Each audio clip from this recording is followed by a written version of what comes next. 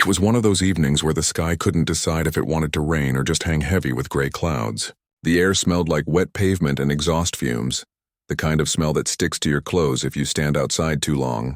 The bus station downtown was crowded but quiet in that tired way. People shuffling with their heads down, eyes glued to phones or the ground, trying to get home before the next downpour. He was one of them. A man in his late 30s, shoulders slightly hunched from a long day under car hoods and greasy tools. His work boots were scuffed, his jacket worn thin at the elbows. He'd just finished a double shift at the garage, and all he wanted was to get on the 6:15 bus, ride the 20 minutes home, kiss his kids goodnight, and collapse into bed. Simple, predictable, safe. But life doesn't always stick to the schedule. As he walked past Gate 3, something made him slow down. Not a sound. There was plenty of noise, buses hissing, announcements crackling over the speakers, people talking. No, it was a stillness that caught his eye. A small shape curled up on a metal bench, tucked between a trash can and a flickering advertisement for laundry detergent. At first, he thought it was a teenager dozing off, maybe waiting for a late bus. But then he saw the bare feet, pale, dirty, one heel scraped raw, and the way the kid's arms were wrapped around herself like she was trying to hold her own pieces together. He stopped. A few people walked by without glancing twice. One woman adjusted her purse strap and hurried on. A man in a suit checked his watch and veered around the bench like it was an obstacle, but the man from the garage couldn't move. Something in his chest tightened. A memory maybe, or just plain human instinct. He stepped closer. The girl couldn't have been more than 6 or 7. Her clothes were too big, like they'd been handed down or grabbed in a hurry. Her hair was tangled, her cheeks smudged with dirt. She wasn't sleeping. Her eyes were open, glassy and unfocused, staring at nothing. Her lips were chapped, slightly parted, and her breathing was shallow. Too shallow. "Hey," he said softly, crouching down so he wasn't towering over her. "You okay?" No answer. Just a faint shiver, even though the evening wasn't that cold. He reached out slowly, not wanting to scare her. Gently, he touched her shoulder. Her skin was cool, too cool. "Can you tell me your name?" He asked. Her eyelids fluttered. For a second, he thought she might pass out right there. Then, in a voice so quiet it was almost lost in the hum of the station, she whispered, "I can't find my mom." Those 5 words hit him like a punch to the gut. He didn't know why, but they echoed something deep inside him, something raw and familiar. He remembered the night his wife didn't come home from the hospital. The way his daughter, just 5 at the time, kept standing by the window asking, "When's Mommy coming back?" He remembered the silence that followed when he finally had to say the words out loud. "She's not." Now, looking at this little girl, alone, scared, barely holding on, he felt that same helpless ache. "Where'd you last see her?" he asked, keeping his voice calm even though his heart was racing. "At the motel," she murmured, her eyes drifting shut for a second before snapping back open like she was fighting to stay awake. She said she'd be right back. But the sun went down, and then it came up again, and she didn't come. He swallowed hard. How long ago was that? She shrugged weakly, then winced like the movement hurt. "I don't know." A long time. He glanced around, hoping to spot a parent frantically searching, a social worker, anyone who might belong to her. Nothing. Just strangers passing through, wrapped up in their own lives. He pulled out his phone, dialed 911. While he waited for help, he took off his jacket, thick, oil-stained but warm, and draped it over her shoulders. She didn't resist. In fact, she leaned into the fabric like it was the first comfort she'd felt in days. "You're safe now," he said, more to convince himself than her. She looked up at him, then really looked at him, and in her eyes he saw something that broke him a little. Trust. Not because he'd done anything special, but because she had no one else to trust. The paramedics arrived quickly, followed by a police officer. They asked her questions, but she barely responded. When they tried to guide her toward the ambulance, she panicked just for a second, her small hand shooting out to grab his sleeve. "Don't go," she whispered. He didn't. He rode with her in the back of the ambulance, sitting on the narrow bench beside the stretcher, holding her hand the whole way. She didn't say much, just kept her eyes on him like he was an anchor in a storm. At the hospital, nurses checked her vitals. Dehydration, mild hypothermia. Signs of malnutrition. No injuries, thankfully, but exhaustion so deep it made her bones look heavy. A social worker showed up, kind-faced, clipboard in hand, and started asking gentle questions. The girl's name was Lily. She didn't know her mom's full name, just Mama.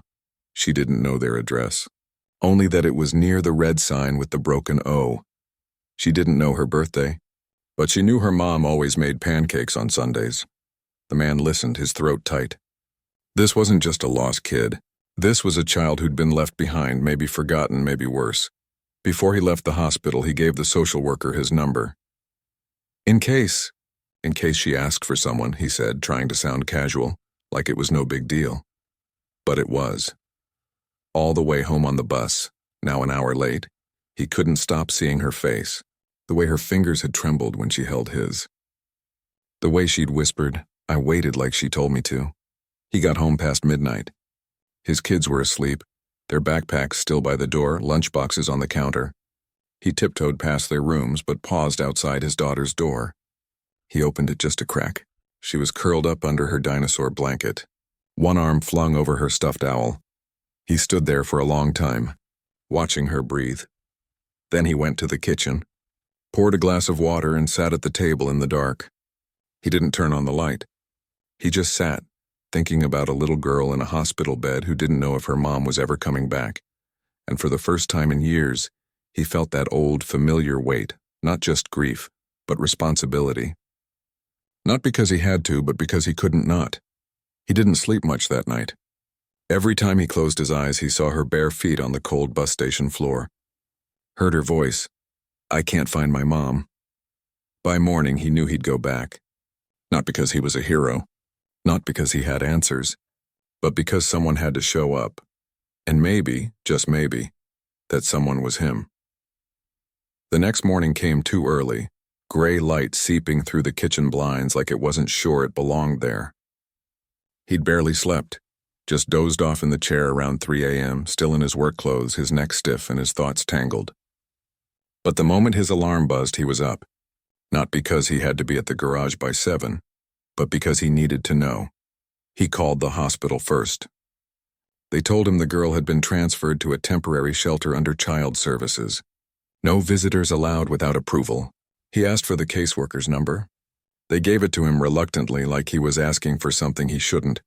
He dialed while making coffee, black, 2 sugars, same as always, but his hand shook a little. A woman answered on the 3rd ring, voice tired but kind. He explained who he was, what he'd seen, how the girl had held on to him like he was the only thing keeping her from floating away.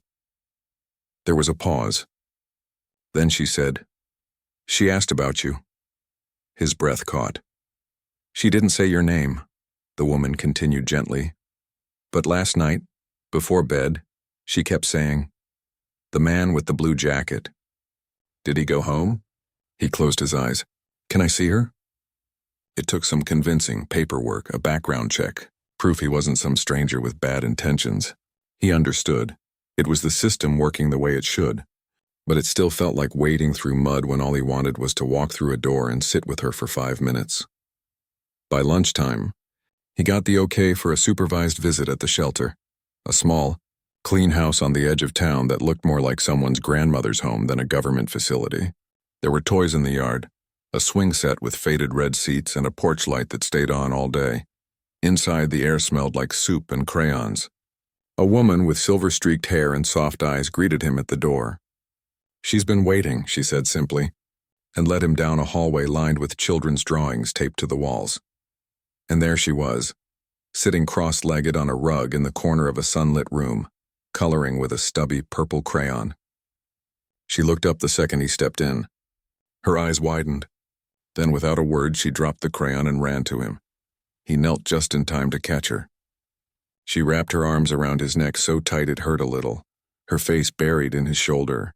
He didn't move, just held her, one hand resting gently on her back, feeling the sharp ridge of her shoulder blade through her thin shirt. "I thought you weren't coming back," she whispered. "I told you you're safe," he said, his voice rougher than he meant it to be. "I don't break promises." They sat on the floor after that, side by side. He brought a paper bag with him, warm milk in a thermos, 2 slices of buttered toast, and a banana. She ate slowly like she wasn't used to having enough. Every now and then she'd glance at him as if making sure he was still real. He didn't ask big questions. Just small ones. Do you like strawberries? What's your favorite color? Do you know how to draw a dog? She nodded at the dog question and grabbed a brown crayon. Her drawing was simple. 4 legs, a wagging tail, 2 big eyes. This is Buddy, she said. He lived at the motel. He barked at the rain. He smiled. Sounds like a good dog. She didn't talk about her mom. Not directly, but little pieces came out between bites of toast. Mama liked sunrises. She sang when she brushed my hair. She said we'd get a house with a yard someday. Each sentence was a thread, and he could feel the whole story unraveling behind them. Fragile, frayed, full of holes. When it was time to go, she didn't cry. She just stood very still and held out the purple crayon. For you, she said. So you remember me? He took it, put it in his pocket like it was something precious. That night, after his own kids were in bed, he sat at the kitchen table again. This time he wasn't just thinking. He was doing. He called every shelter in the county. He searched missing persons reports online. He drove past motels near the bus station looking for one with a red sign and a broken O. He found 3. 2 were boarded up. The third, a place called the Starlight Inn, had flickering neon and a parking lot full of potholes. He didn't go inside, just watched from his truck for an hour. Nothing. No sign of a woman matching Lily's vague description.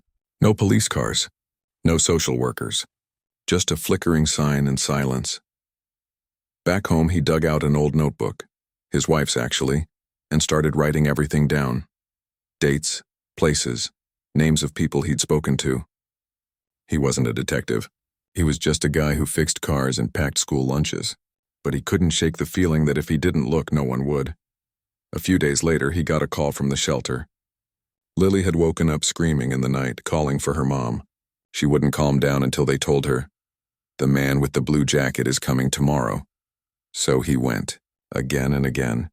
He started bringing small things, a coloring book, a stuffed rabbit his daughter had outgrown, a pack of fruit snacks. Nothing fancy. Just things to say, "I see you. I'm here." One afternoon, while they were drawing together, she looked up and asked, "Do you have kids?" "Yeah," he said.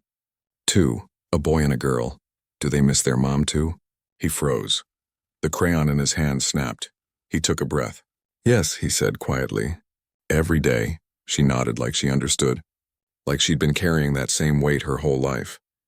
Then she said something that made his blood run cold. Mama had a bracelet, like the ones at the hospital.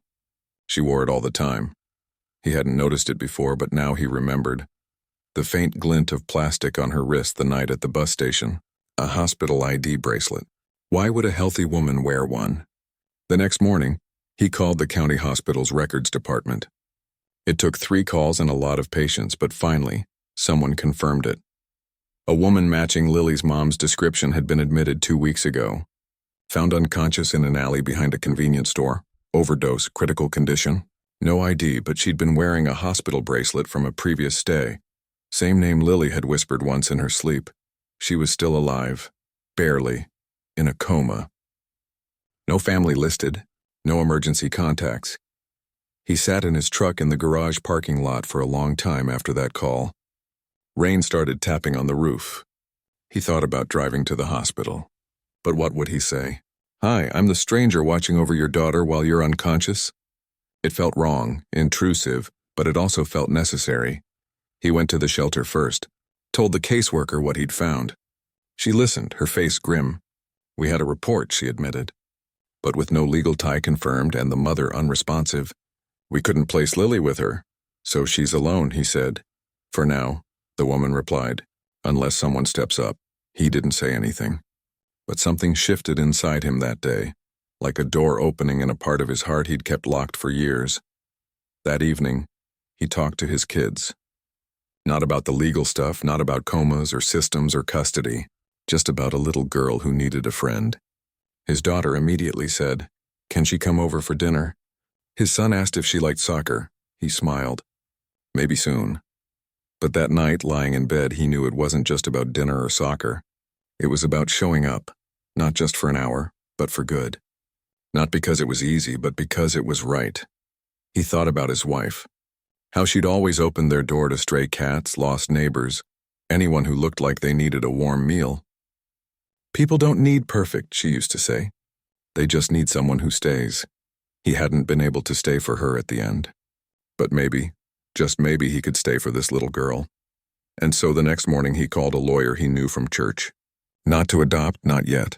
Just to ask, what do I need to do to be the person she can count on?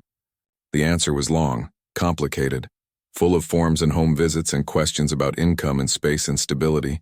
He didn't care, because the truth was, he'd already made his choice the moment he saw her bare feet on that cold bus station floor. Now, he just had to prove he meant it. Weeks passed, and what started as a quiet act of kindness turned into something deeper, something that settled into his bones like a second heartbeat.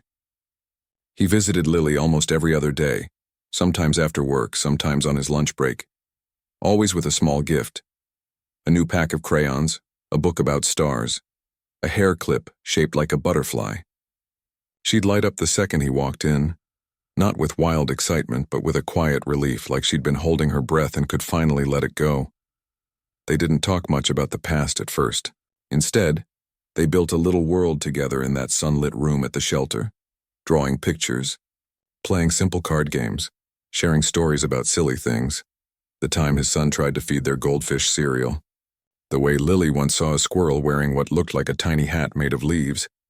But then, one rainy afternoon, everything changed. They were sitting on the floor, tracing their hands on construction paper to make turkeys for Thanksgiving, something his daughter had taught him. Lily was coloring hers bright purple when she suddenly stopped. Her hand hovered over the page. She didn't look at him, just stared at the crayon like it held a secret. "Mama didn't want to leave," she said softly. He paused. "I know," he replied gently. "I don't think she did. She was scared," Lily went on, her voice barely above a whisper. "Of him." "Him?" She nodded, still not looking up. "The man who yelled, who broke the lamp, who made Mama cry when she thought I was asleep." His stomach tightened. He kept his voice calm. "Did he hurt you?" "No," she said quickly, almost too quickly. "Mama never let him near me. She said, 'You stay in your room. Don't come out no matter what you hear.' So I didn't." She finally looked at him then, her eyes wide and serious beyond her years. "We ran away in the middle of the night, just me and Mama. We took the bus to the city. She said we'd be safe here." He swallowed hard. "And then?" "She got a job cleaning rooms at the motel. The lady at the front desk let us stay cheap. Mama worked every day, but she was tired all the time. And sad." Lily's voice cracked. "One night she got a call. She cried after. Then she kissed my forehead and said, 'I'm going to get us help. Wait right here. I'll be back before sunrise.' But the sun came up and went down, and she didn't come." She looked down at her purple turkey, her small fingers smoothing the paper like she could iron out the pain. "I waited 3 days," she whispered. "I ate the crackers we had, drank water from the sink. But I didn't leave. Because she said, 'If we get separated, go to the bus station. Wait where the buses come and go. That's where people find each other.'" His chest ached, not just from sadness but from admiration. This little girl had followed her mother's last instruction like it was a lifeline, and in a way it had been. It led her to him. That night he couldn't sleep. He sat at the kitchen table again, this time with a legal pad and a cup of cold coffee. He wrote down everything Lily had said, the motel name, the man who yelled, the phone call, the bus station. He called the shelter the next morning and asked if they'd checked for domestic violence reports linked to her mom. The caseworker sighed.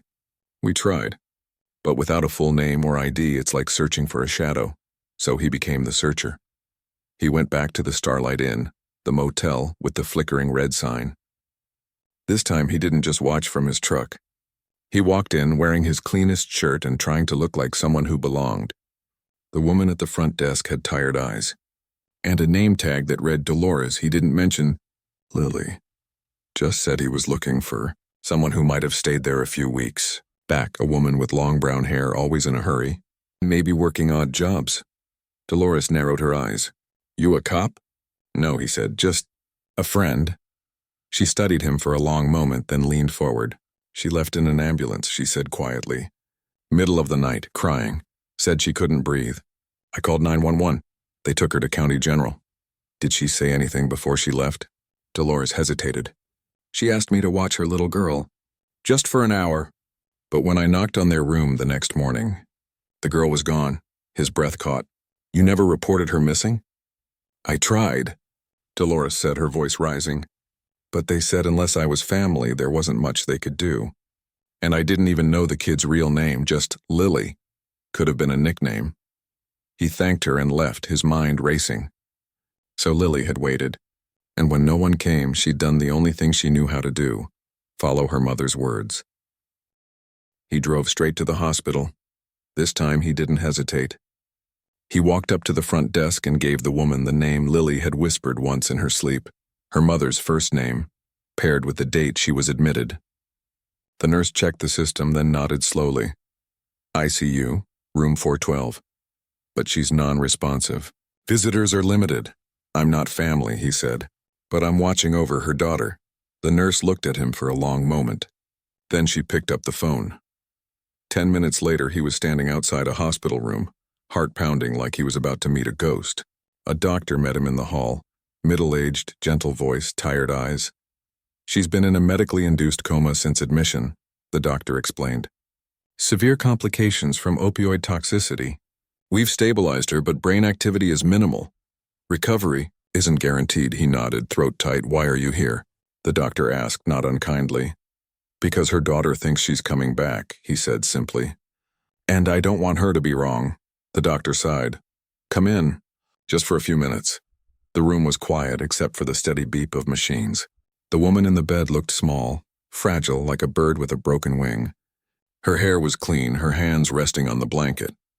There was a photo taped to the wall above her bed, Lily, maybe 5 years old, smiling with missing front teeth, holding a dandelion.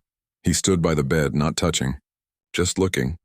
I'm taking care of her, he said softly as if the woman could hear. She's safe. She's eating. She draws the best purple turkeys you've ever seen. He didn't know if it mattered, but he said it anyway. Back at the shelter that evening, Lily was waiting by the window. When she saw him, she ran, not all the way, just halfway, then stopped, suddenly shy. Did you see her? She asked. He knelt. I did. Is she okay? He chose his words carefully. She's resting. The doctors are helping her. She needs time. Lily nodded like she understood more than he said. Then she reached into her pocket and pulled out a folded piece of paper. I made this for her, she said. Can you take it to her? He opened it. There was a drawing of 2 stick figures holding hands under a big yellow sun. At the top, in wobbly letters, I miss you, Mama. I'm being brave. He folded it carefully and put it in his shirt pocket, right over his heart. I'll give it to her myself. From that day on, he carried 2 lives in his hands, one waking up slowly in a hospital bed, the other learning to trust again in a shelter room. He started bringing Lily's drawings to the hospital, taping them to the wall beside the photo. He'd sit by the bed and tell her about Lily's day, how she laughed at a joke, how she learned to tie her shoes, how she asked if her mom liked strawberries too. He knew it was a long shot. But hope doesn't need permission to grow. It just needs a little space and someone willing to water it. Meanwhile, the legal process crawled forward. Home inspections, interviews, background checks. His kids met Lily during a supervised play date at the park. They shared ice cream and raced down the slide, and by the end, his daughter was holding Lily's hand like they'd known each other forever. At night, he'd lie awake, thinking not just about what he was gaining, but what he was stepping into. It wouldn't be easy.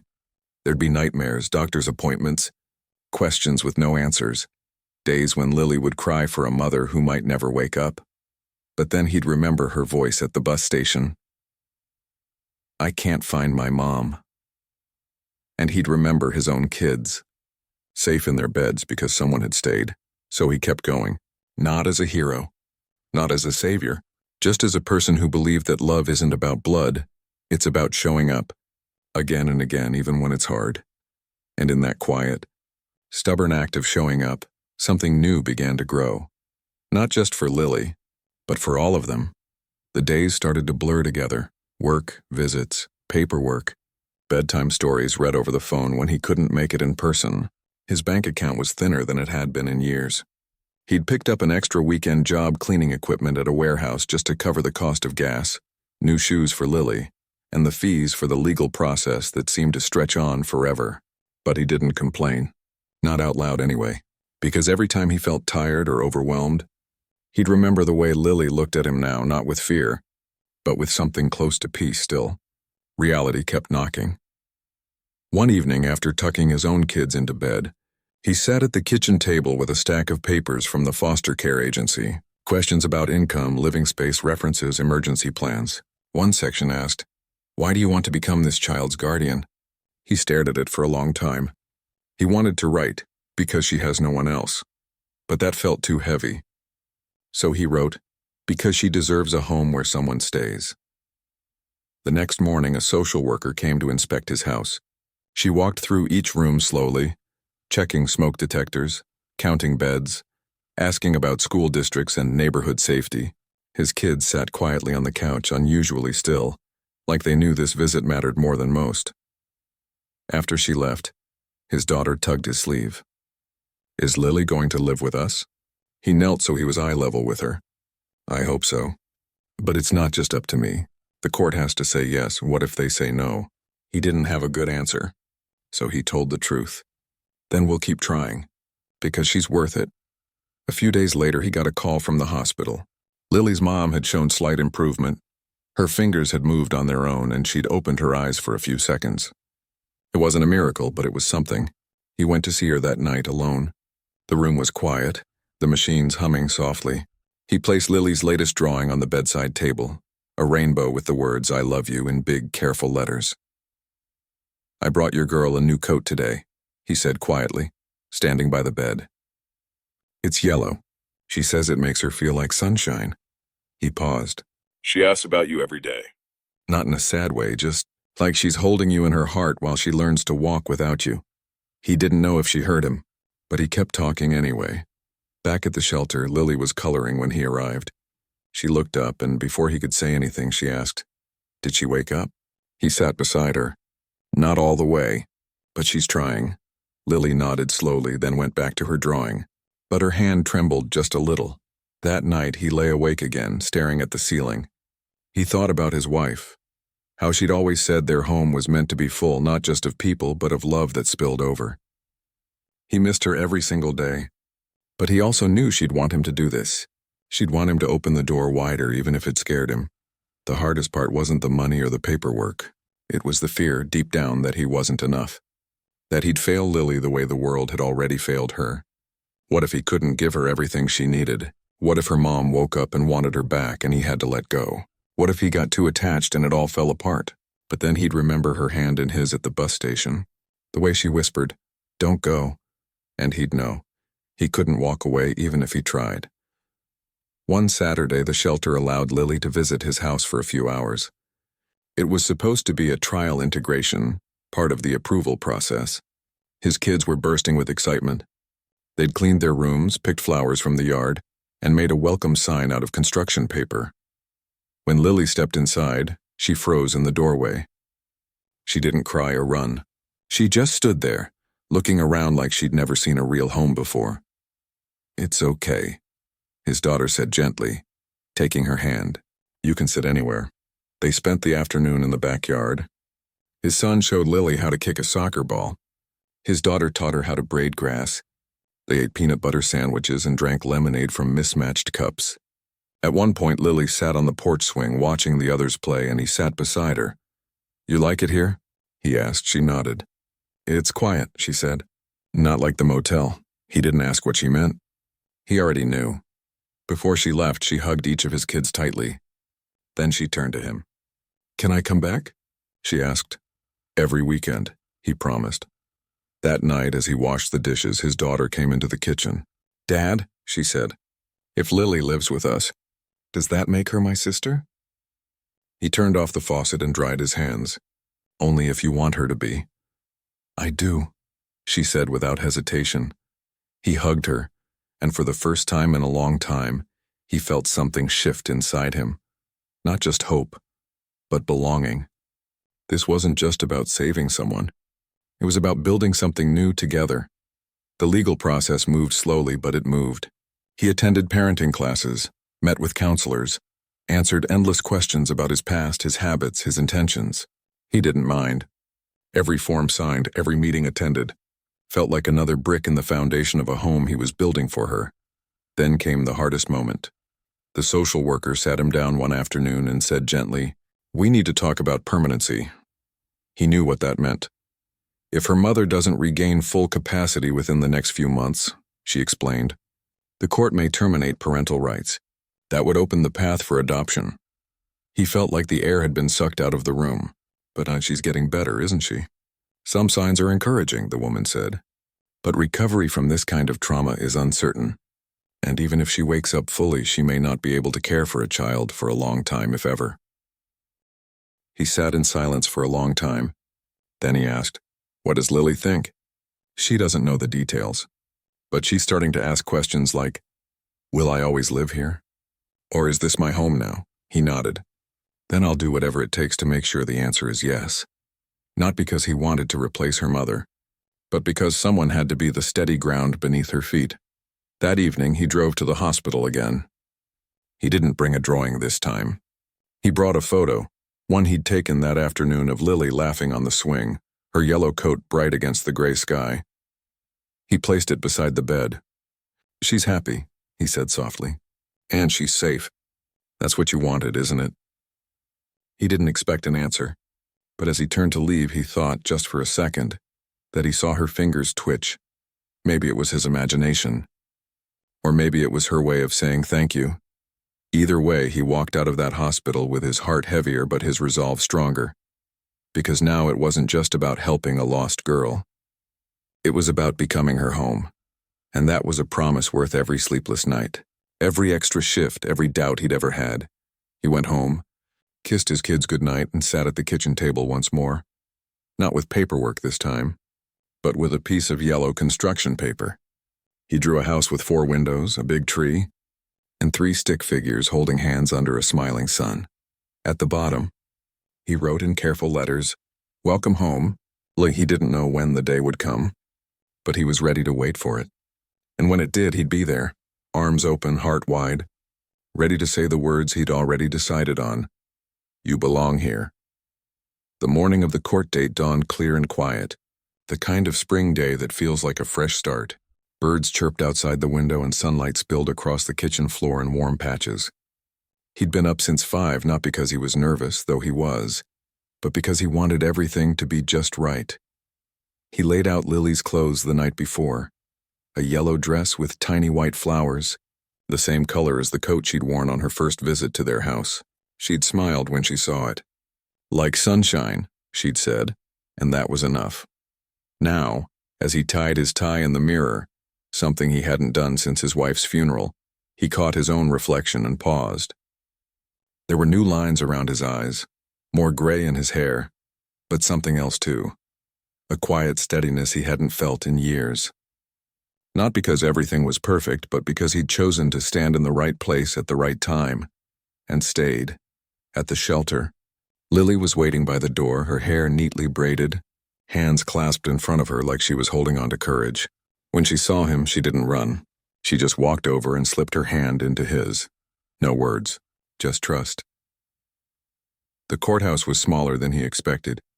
Wood-paneled walls, squeaky chairs, the smell of old paper and floor wax. They sat together on a bench outside the courtroom, his kids on the other side of him, one holding a drawing they'd made for Lily, the other clutching a stuffed rabbit, just in case she gets scared. Lily didn't look scared. She looked like she was holding her breath. Inside, the room was quiet. A judge with kind eyes and silver hair sat behind a tall desk. Lawyers spoke in calm voices, reciting facts he already knew. The mother remained in a long-term care facility, showing minimal improvement, but unable to provide care. The child had thrived in pre-placement visits. The home study was approved. The family was ready. Then the judge looked at him. "Do you understand the lifelong commitment you're making today?" He nodded. "Yes, Your Honor." "And do you promise to provide this child with love, safety, and stability for as long as she needs it?" "I do." The judge turned to Lily. And you, sweetheart, do you want to live with this family? Lily looked up at him, then at his kids, then back at the judge. She didn't say yes, she just nodded once firmly, like she'd decided this a long time ago. A few minutes later, it was done. Papers signed. Gavels tapped. A new chapter sealed in ink and intention. As they stepped out of the courthouse into the sunlight, Lily stopped on the top step. She looked around, not like she was lost, but like she was seeing the world differently. Then she turned to him, her eyes bright. "Does this mean I get my own bed now?" she asked. He laughed, the kind of laugh that comes from deep in your chest, the kind that surprises you with its lightness. "You've had your own bed for weeks," he said. "But now, it's really yours." That evening there were no balloons, no fancy party, just pancakes for dinner, just like Lily had asked.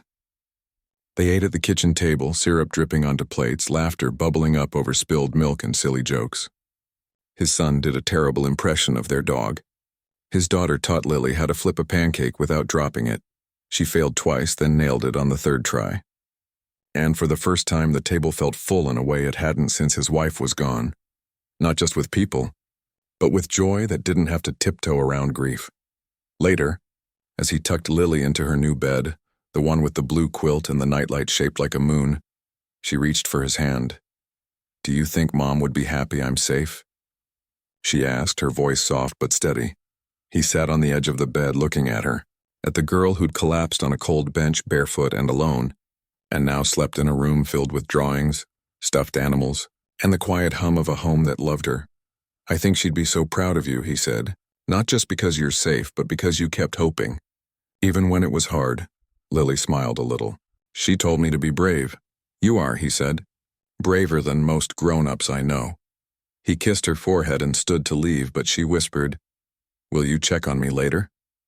"Every night," he promised, and he meant it. In the hallway his kids were waiting, sleepy-eyed but grinning. "She's really our sister now?" his daughter asked. "She always was," he said. Today just made it official. That night he didn't sit at the kitchen table with paperwork or worries. He sat on the back porch wrapped in a light jacket, watching fireflies blink on and off in the yard. The air was warm, the neighborhood quiet except for the distant sound of a train and the rustle of leaves. He thought about the bus station, the rain, the fear, the moment he'd knelt down and changed everything. He hadn't known then that it would lead here, to a house full of laughter, to a little girl who finally slept through the night, to a family stitched together not by blood, but by choice. It hadn't been easy. There were still hard days ahead. Therapy appointments, questions about the past, moments when Lily would wake up crying for a mother who might never come home. But they'd face them together. That was the promise. And in the quiet of that spring night he realized something. His heart hadn't just broken that evening at the bus station. It had cracked open, wide enough to let someone else in. Now it beat not just for himself or his kids, but for her too. He went inside, turned off the porch light, and walked down the hall. He peeked into each bedroom, his son sprawled on his stomach, his daughter curled around her owl, Lily on her side, one arm flung over the stuffed rabbit. He stood there for a long time, just watching them breathe.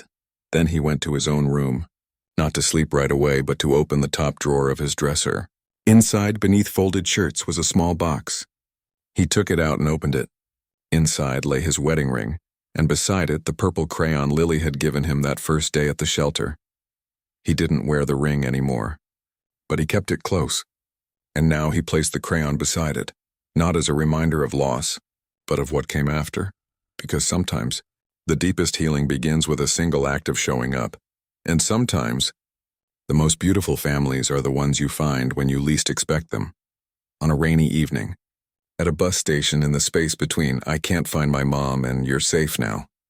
He closed the drawer, turned off the light, and finally went to bed. Not as a single dad anymore, but as someone who'd learned that love doesn't always come in the way you plan, but it always comes in the way you need, and that was enough. More than enough. It was everything.